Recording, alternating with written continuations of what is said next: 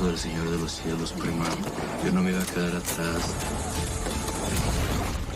Casillas, sí, señor. Quiero a mi jefe y a Rutila de regreso. ¿Estamos? Tengo el arma perfecta para atrapar a Ismael. El general te está esperando. Quiero reclamar mi lugar como la legítima esposa del Chema Venegas. Quiero poder. Venimos a hacer alianzas. Usted es el parcero y yo. ¿Cómo que nos cayeron?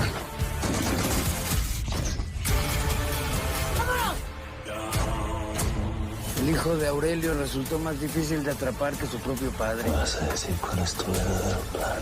Lo que viene, nadie lo detiene. ¿Qué esperas?